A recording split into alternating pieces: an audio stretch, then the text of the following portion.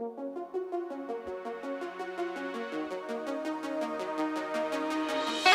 next guest joining me tonight here on Punky's MixTape is hailing from Waterville, Maine, not too far from myself here in central Maine. I'd like everybody to welcome to the show Cameron Waceken of When the Dead Won't Die. How we doing, Cam? Awesome, man. How you doing?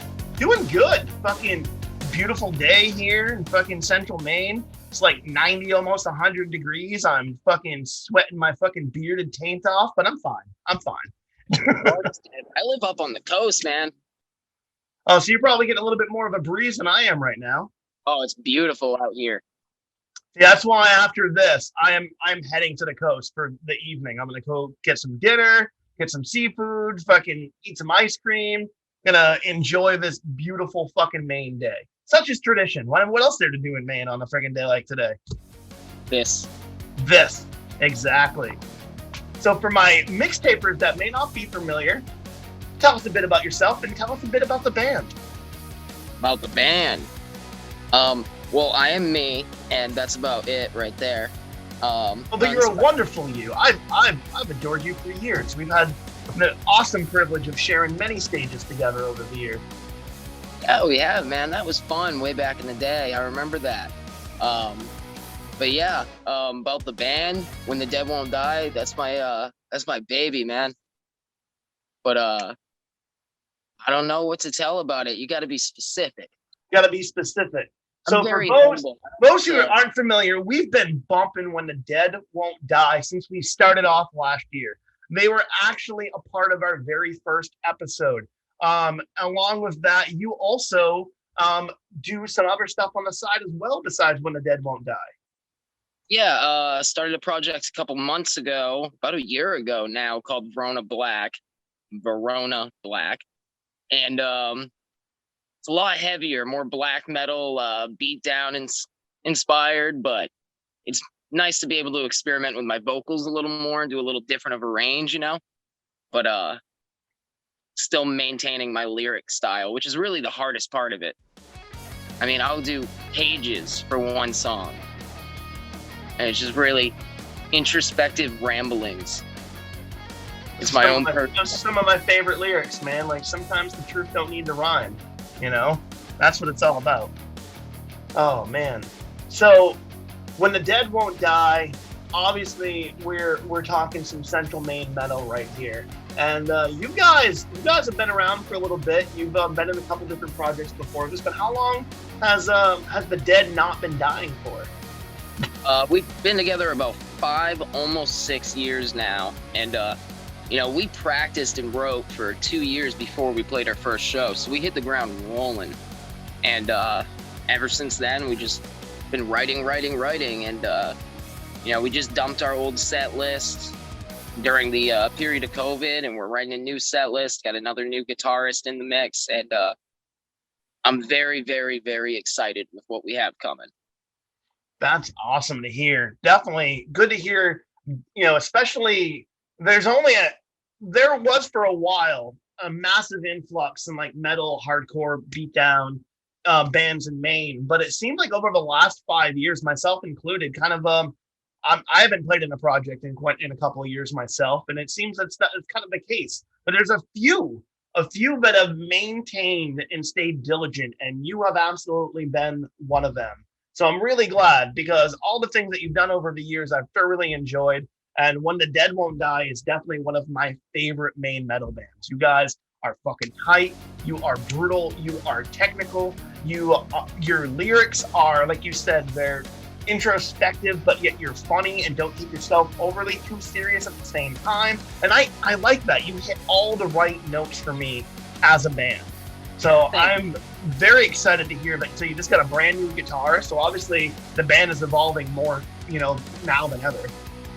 Yeah, I'm very excited for that one. See, we suffer from a bassist curse. So we've been through about 5 bassists in our time. So it finally got to the point where we took on a new guitarist, and we put our rhythm guitarist, who writes most of our songs, on bass. So now we forever have a bassist, and we'll never suffer that again.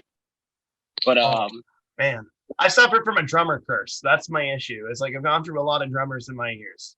Mhm. So, and their good one is few and far between. Same with a good bass player. You need that low end. It's very hard, man. I remember at one point we had a bassist quit out of nowhere, and we were a 4-piece at the time. So, we had a show coming up literally within days. So the core of the band, the founders, me, Phelan, our drummer, and Ryan, our guitarist, just played a show as a 3-piece. And it was horrendously embarrassing, but we gave it our all, and we got a good following off that show. Well, sometimes you just gotta, take your licks, and it's how you take your licks that really defines your character from that point. You could have let that get the best of you, but you went out there and you fucking performed the fucking hell out of it, and then it just built your name up that much better. So yeah, music's one of my biggest passions. I won't let anything hold me back. And that's what it's all about. You've got a dream. You got to see it to the end. You got to achieve it. You got to keep pushing through. And for Maine, we've got a lot of opposition up here because we don't have a ton of venues, especially once you get north of Portland. There is not a bunch of fucking venues. There's like no venues actually for metal, hardcore, and punk in the central Maine area. It's pretty much all DIY house shows. I would unless there's some magical venue that just opened up that I have no fucking clue about. Yeah, well, there's a good business venture right there. It really is. So, anybody that wants to open up a good fucking metal and punk venue in central Maine, it's an open market right now because it's anybody's game. That's for goddamn sure. I'm telling you, Waterville, Maine. Waterville's blowing up with all those rich Colby kids. Get some metal shows in there. Those fucking rich kids need to push off their aggression too. Exactly. Oh shit. Yeah, just for like the Dillinger escape plan, Adam, get them to come out of retirement. It'll be fun. It'll be fine. So you guys been pushing through for 5 years. So before shit had fallen apart, kind of looking back, what were some of your favorite show memories, good or bad, that kind of stood out over that time before the COVID apocalypse? Oh God, every single show, every show stands out. I love the people, everybody I've met. I'm not a very social person. I pretty much sit at my house and spin fire sticks every day, go to work. But every person I've met through the music scene, everything. There's not one bad experience, man. I've never had a bad show. I don't care if there's nobody there. It's 1,000,000 degrees. Every show's a good show. Damn, said like a true fucking professional, like a true artist. And you're right, because even if what could be considered a bad show is still a learning experience. I don't know how many times I've been electrocuted on a mic or had gear blow up or friggin' breakdown on the way there. But is there anything like really out of the ordinary in your travels that like stood out to you when you look back and it just like, man, goddamn?